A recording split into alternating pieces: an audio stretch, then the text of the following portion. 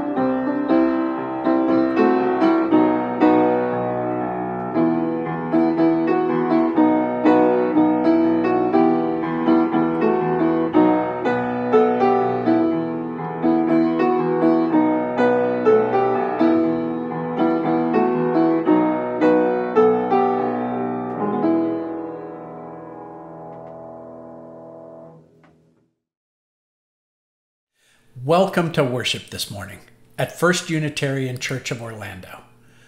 I'm Ted Nelson, a worship associate. Thank you for joining us today. In the words of Monica Jacobson Tennyson, welcome. What you bring, who you are, enriches us all. We say welcome to your joy, your hope, your pride. We say welcome to your grief, your fear, your anger, and the parts of you that are not yet ready to be seen and heard. Welcome to them as well. May this time together be a blessing. For more information on our congregation, go to www.orlandouu.org or email WelcomeTeam@orlandouu.org. After service today at 11:30, all are invited to informal fellowship to gather with each other and chat for about 20 minutes. And if you're new and have questions about our congregation, you'll enjoy our Welcome Center. Later this afternoon is a very special event, this month's Drive Up on our campus. Come to the campus anytime between 2 and 4 p.m. for our Spark of Imagination Sunday. We'll have in-person, self-guided tours of our renovated sanctuary in a distanced and safe manner. Tour groups will be small, about 6 people, with only one group allowed in the entry and new bathroom area and another in the sanctuary. Masks are required. For those who don't make these tours, we are producing a video tour that will be on our website early next week. We'll also dedicate our new playground with the new equipment in the courtyard of the Enrichment Center. And families can build forts with cardboard boxes out around the circle driveway in family pods for distance and safety. And finally, pick up your religious education at home supplies for the month of February. That's 2 to 4 p.m. this afternoon on our campus at 1901 East Robinson Street. Seeing our sanctuary renovation come to the finish line and all these other activities today serves to remind me what an active, engaged church community we are, even and especially in these challenging times. So it's important that we financially sustain our community to do its work in the world. First Unitarian of Orlando provides a spiritual home for me. It challenges me to be more and to do more. It provides a respite from the world. And as a supportive and accepting community, it restores me so that I can go back into the world and live our values and make a positive difference.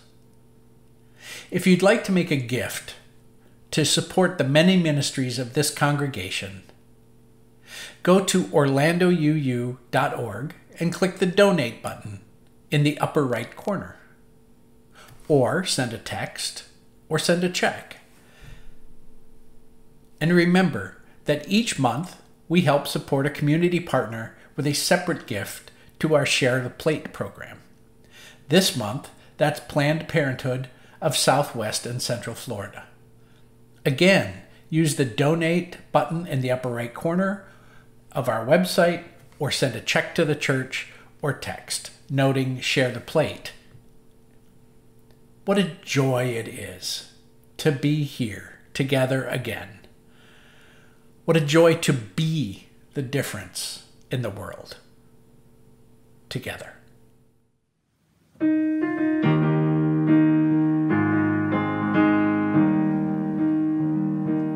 There's a river flowing in my soul. There's a river flowing in my soul, and it's telling me that I'm somebody. There's a river flowing in my soul. There's a river flowing in my heart. There's a river flowing in my heart, and it's telling me that I'm somebody. There's a river flowing in my heart. There's a river flowing in my mind. There's a river flowing in my mind, and it's telling me that I'm somebody. There's a river flowing in my mind. There's a river flowing. There's a river flowing. There's a river that's flowing in my soul.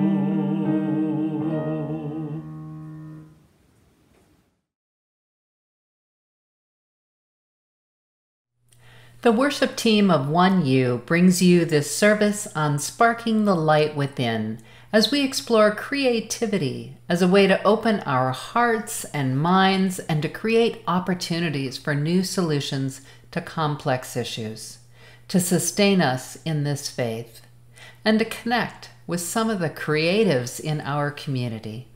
From Ben McKay in his 90s, who shares a symphony he wrote at 17, to Susan Pins, a fiber artist working in beautiful colors, to Julia Chinook, whose imagination helped to birth interfaith yoga. I hope you'll also be inspired by the joyous imaginations of Rory and E, who share their love of creating with us. To be fully ready and open for this experience, I've invited Julia to lead us in breath-focused, heart-opening movement to help light our own creative sparks. So if you're able to just notice your breath that's a great place to start, and you don't need to change anything about it, and just noticing the air coming in through your mouth or through your nose, and thinking about your breath and it filling your lungs, and exhaling and inhaling. Is it a deep breath? Is it a shallow breath? Are your breaths short or long? Even since you've started noticing your breath, has it changed?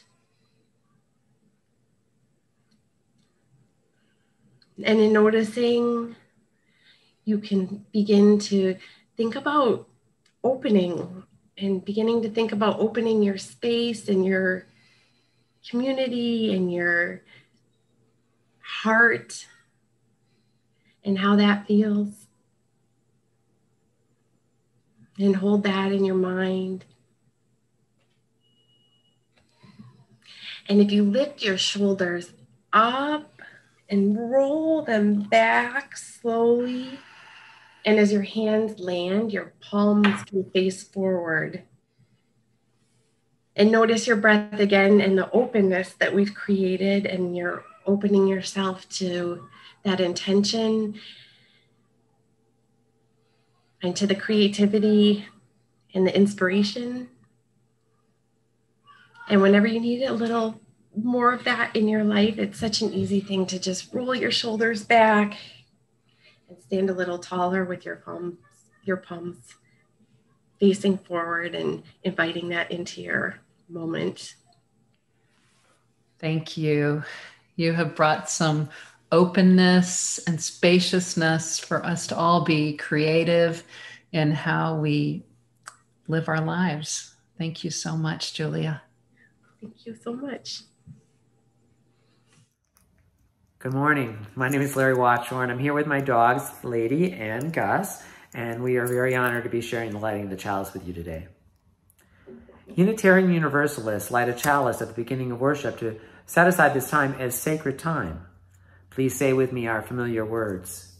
In the light of truth and the warmth of love, we gather to seek, to sustain, and to share.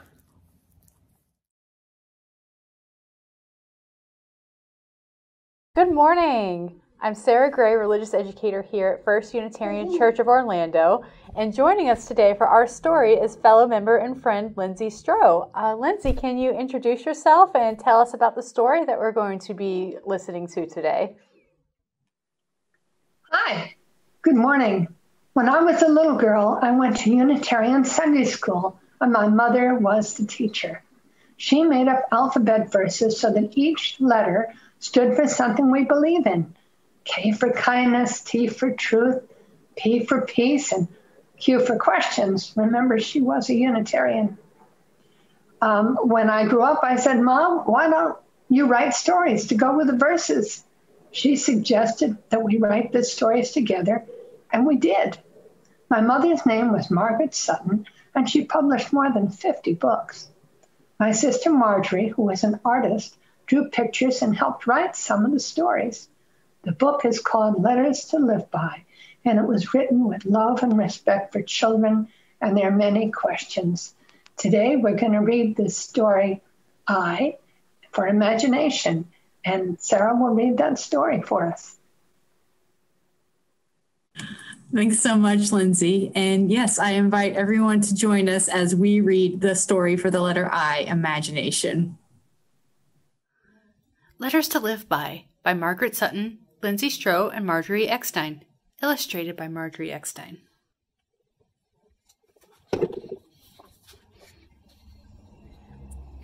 I for imagination. Good ideas that we share. Inventions can improve life for folks everywhere.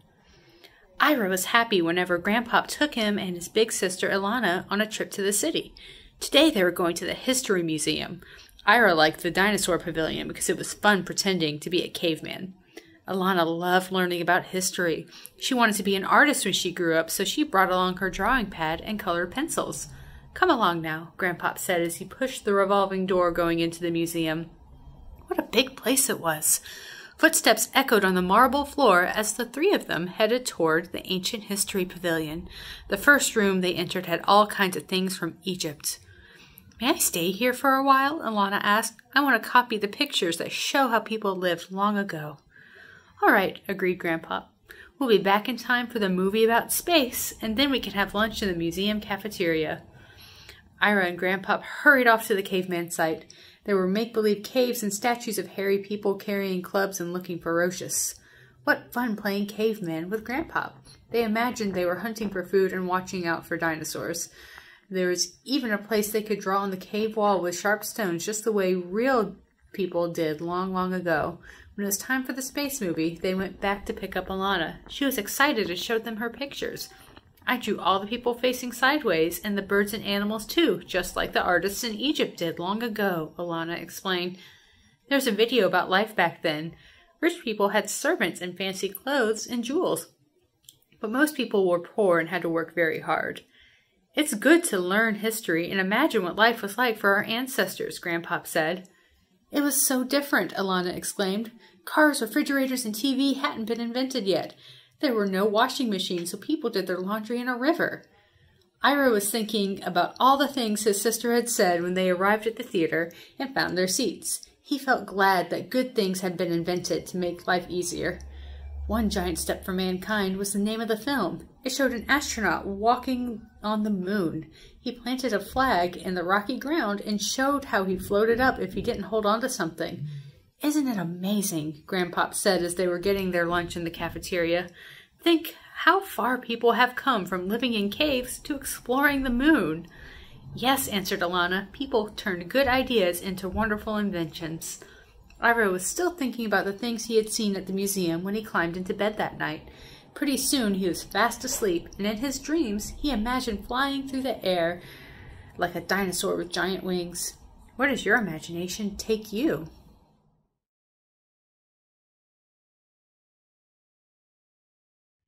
And now we enter a time of mindfulness, of meditation and prayer, and we first consider the joys and concerns in our congregation and in the world. In our congregation, we report that Dale's mother has had hip surgery in Puerto Rico.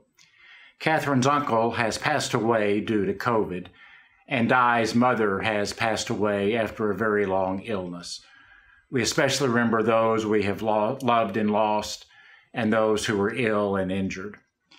And we remember the unspoken concerns in our congregations, and we know that the light of the sacred shines into the dark and broken places of our lives and all life.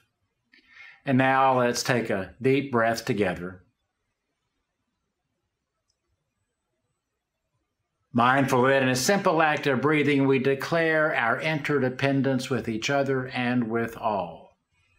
And now let's sing to open our hearts.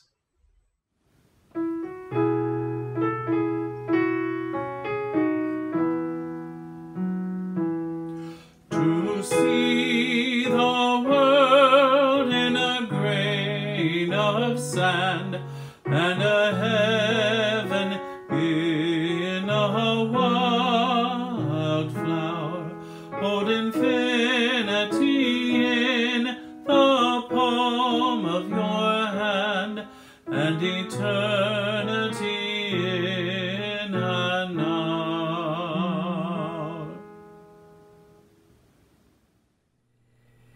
When we go into the silence, I would like to invite you to use either Facebook comments or Zoom chat to name anyone who needs prayer, remembering or honoring in our communion of names. We begin with a meditation by Carol Meyer called Eternal Mystery, followed by prayer. Eternal mystery, may we open ourselves ever more fully to that eternal mystery which lures us onward toward life and creativity.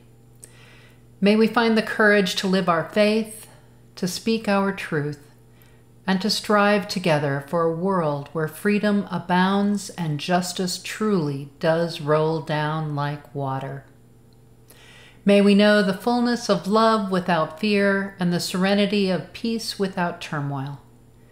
May we hold one another in the deep and tender places with compassion, and may we grace one another by sharing our own vulnerabilities, being ever mindful of the divinity within that makes soulmates of us all. Spirit of life, Spirit of love, we pray for fruitful imaginations to find creative, sustainable solutions to all those who are suffering in our community and in our world. We pray for all those who are hurting in any manner of body, mind, or spirit. For these and for all, we pray for a greater sense of peace, fulfillment, health, vigor, relationship, abundance, and sufficiency in all things. Now, with the private meditations of our hearts, we enter the silence and the communion of names.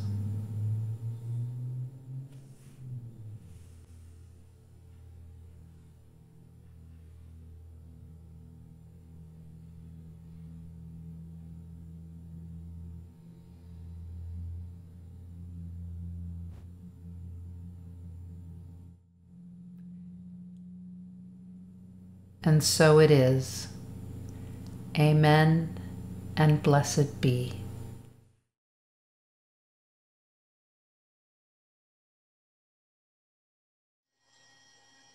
Do you think music is a creative outlet for people we might otherwise think of as, mathematicians, buy the book, follow the numbers, maybe not as creative, and then music becomes our outlet? Or do you think that math and music and science really are creative? Or both? Well, there's creative parts to each. And there's certainly parts that where you just turn the crank and get the product out. So each has some degree of creativity, I think. I've found the mathematics of probability, which are the uncertainty, is something that we all need to know more about. And in fact, we need to think about this in terms of our attitude toward reality and even religion. Absolutely. I 100% agree. That's great. That's kind of deep for this conversation. I like it. Yes, it is. So more about the subject for our service. What do you think was your creative spark? What unleashed you to do this particular piece of music when you were 17 years old? Okay, this particular piece of music was inspired by the fact that I had over the 10 years that I was growing up, I had done musical compositions for the piano, but by this time I was playing in the high school band and orchestra, and I wanted to see what I could do. I wanted to see whether I could compose for orchestra. And so it was a self-assigned project that I did during my senior year in high school.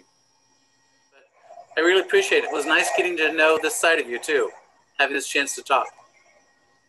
Well, I have enjoyed the chance to talk with you all as well.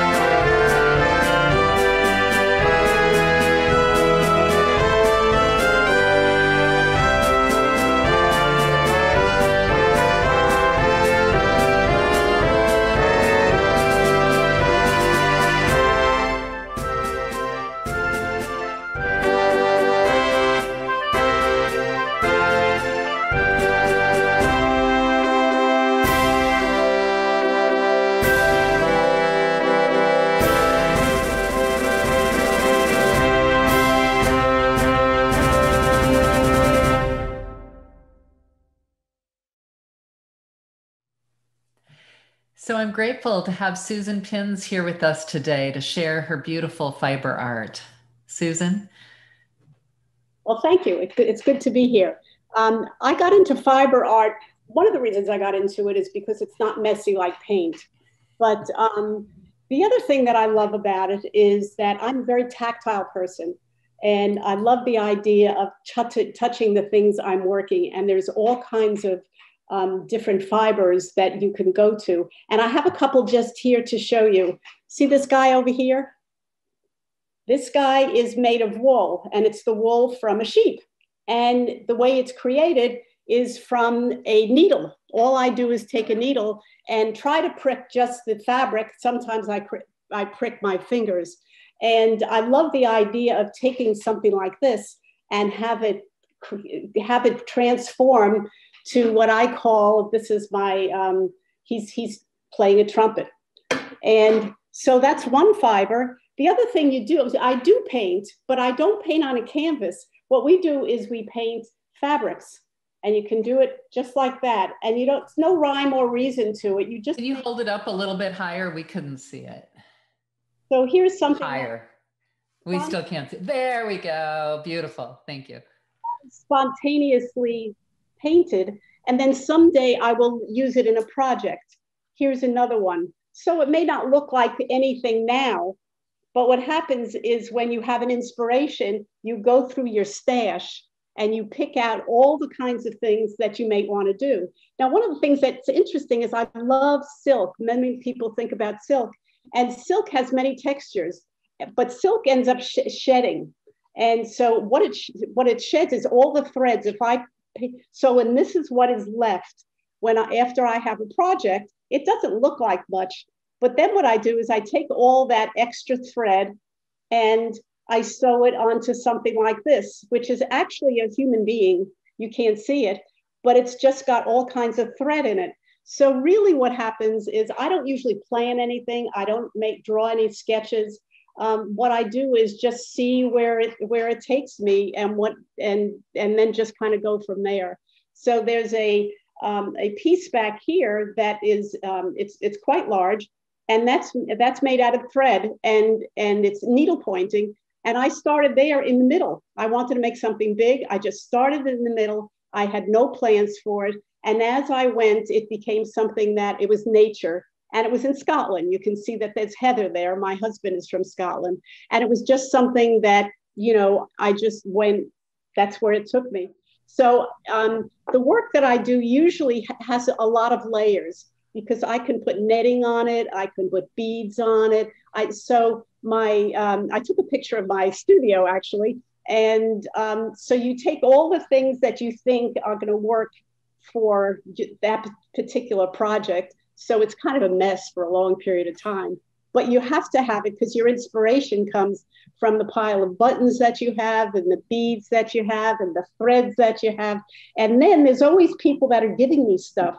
So, like this little thing, I don't know what it is, but it may be in an installation that I'm going to do. So, or something like this. So I just have closets full of this kind of thing. Thank you so much for sharing your inspiration and how you come to these beautiful things. You make it look so easy. I know it's not, but you certainly inspired me. Thank you so much, Susan. You're welcome.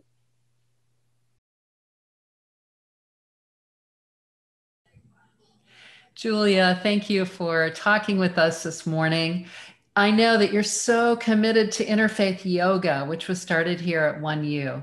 What was your creative spark for being part of this project? Yes, when I think back to the very beginning, it was 2016. Our first practice was in October of 2016 in Gore Hall. So when I think back on that time, it was such a creation of necessity because times were so traumatic for everybody and there was so much anti-everything.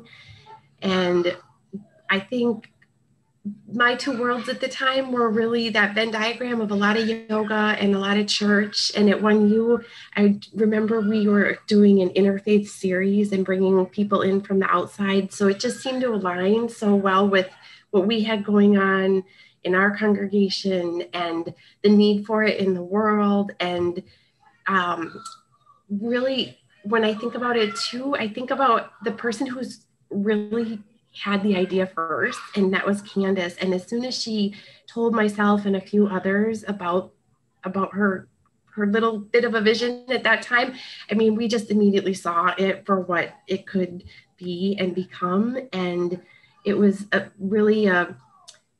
we had the seeds of a community already too. We had Muslim friends, and we had Candace is Jewish, and people in different faith traditions. And it just seemed like such an opportunity to kind of go into other people's spaces and be welcome there and just get more comfortable. And as the year progressed and the election and the inauguration, and I'm going to start to tear up, honestly, because it just got so hard. And it was such a place for support for all of us, and to be able to, I just remember one practice in particular when we were just able to be in a mosque and practice it with, just up there with people who were just getting it so hard at that point, and knowing that we were a community and building that community together. So I guess I didn't expect to feel like this, but it just was so needed. And I think that it's, we saw that it was needed, and it served so many of us so well during those really tough years. And I think our community is stronger in every way. Like the yoga community is stronger, 1U's community is stronger. The interfaith yoga community is definitely stronger, and we've just continued to kind of bring new people in. And at many of the practices, it's the same people that were there for the first one and have been there for every one of them. And that includes a lot of people from 1U. Just every time they show up and are so supportive. So that was always just, I felt like people showing up was always just kind of people cheering us on and saying, you're doing it. And that's a good thing. So that was part of the inspiration too, just knowing that it touched other people. That's a beautiful story, how you took the times and what was happening and things that were going well, the yoga and participation at 1U, and bringing it all together. It's really, really beautiful. Thank you. So Rory, it's so nice to be here in conversation with you. It's nice to be here with you too. What sort of art do you do?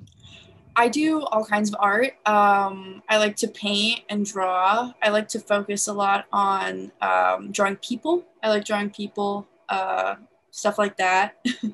Oh, cool. I so admire that.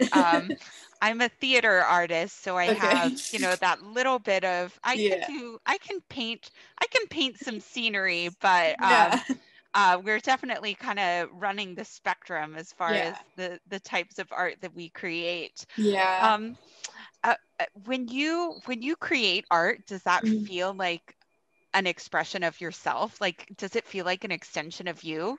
Yeah, I would say creating a piece of art that you're proud of, and like when you paint something and you feel very proud of it, it feels like that's like part of you. That's like a little piece of you. If that makes any sense. No, I think that does make sense. Oh, I feel like every play I direct and the playwriting I do, it's kind of like a birthing process of sorts. But it's birthing. It's then they can judge your baby, right? Yeah.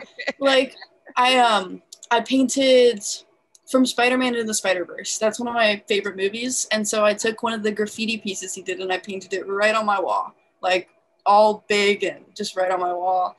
And that's a project I've been working on for a long time, and I still haven't finished it, but I would love to someday because it's my work. I love it. Oh man. Yeah. I would love to see that. That sounds awesome. Yeah. Are you when ever, it's done. Yeah.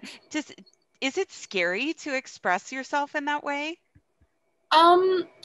I would say sometimes like having judgment on your work and what you create is a little bit scary, but I don't know. It's kind of not as scary when people like it and you express yourself that way. I think when people enjoy your art, it it's a good thing. Like, it's my favorite when people actually like it. Oh, that's cool. I mean, when I think about being a theater artist, it's definitely an exchange with the audience, right? Yeah. That's when theater is at its best. And being a visual artist, you know, might be more something that you can create more in isolation. Yeah. But it sounds like that exchange is still important to you. Yeah. Sometimes it feels a little vulnerable, like having your art and showing it to people and having them judge it on what they think, but it's nice. Like, I don't know, it's like scary but nice. Yeah. I see people creating art of all the movements going on and, you know, just trying to make other people feel better. It's heartwarming. Yeah, it really is. And I think that, you know, the role of consumer, if you will, the person, back to what you were saying about that exchange, the person consuming that art is a vital part of that experience. Yeah.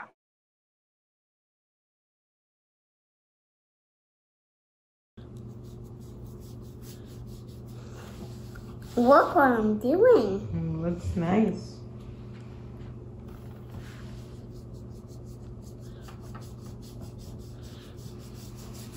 Ask me, how does it feel when you're doing painting? I'm not sure. I just like painting. What do you like to paint? Roosters, horses, igloos, whatever stuff I can do.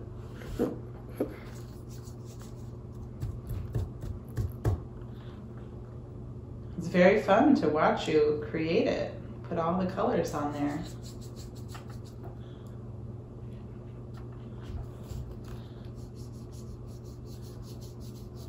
Is these roosters gonna have a name? What can I mean? Okay. What do you think? Rocket? Rocket? Yeah. Is that what you said? Yeah. Rocket rooster. Very nice. All right, let's take a look at what you made.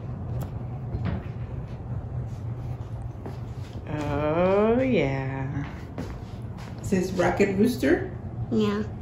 Excellent work.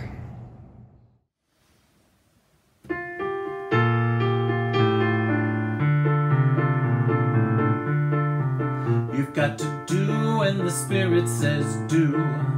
You've got to do when the Spirit says do. When the Spirit says do, you gotta do. Oh Lord, you gotta do when the Spirit says do. Spirit says do. Spirit says do. Spirit says do. Spirit says do. Spirit says do. Spirit says do. You gotta sing when the Spirit says sing. You gotta sing when the Spirit says sing. When the Spirit says sing, you gotta sing, oh Lord. You gotta sing when the Spirit says sing. Spirit says sing. Spirit says sing. Spirit says sing. Spirit says sing.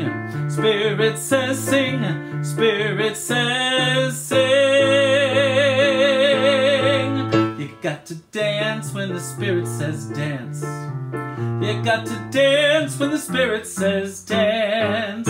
When the Spirit says dance, you gotta dance, oh Lord. You've got to dance when the Spirit says dance. Spirit says dance. Spirit says dance. Spirit says dance. Spirit says dance. Spirit says dance. Spirit says dance.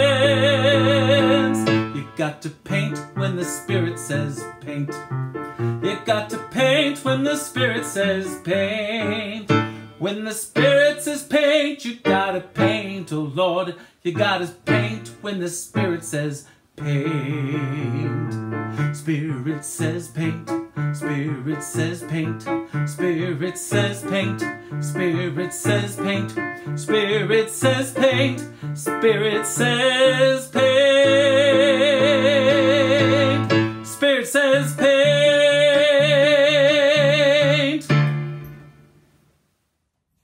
We extinguish the flame, but not the light of truth, the warmth of community, or the fire of commitment. These we carry in our hearts until we are together again. Remember, my friends, we haven't just been to church, we are the church. When the church is the church, it is nothing more, it is nothing less, it is nothing other than a place in the world of creativity, of ingenuity, of the idea becoming real, sparked by our imagination. This week, as you return to your lives, be the church with imagination and creativity and zeal. Go in grace. Amen.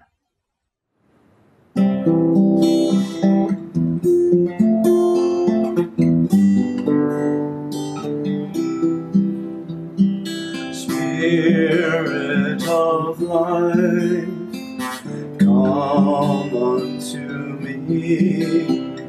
Sing in my heart all the stirrings of compassion. Blow in the wind, rise in the sea, move in the hand, giving life the shape of justice.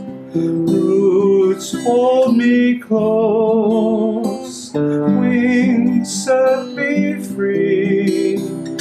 Spirit of life, come to me, come to me.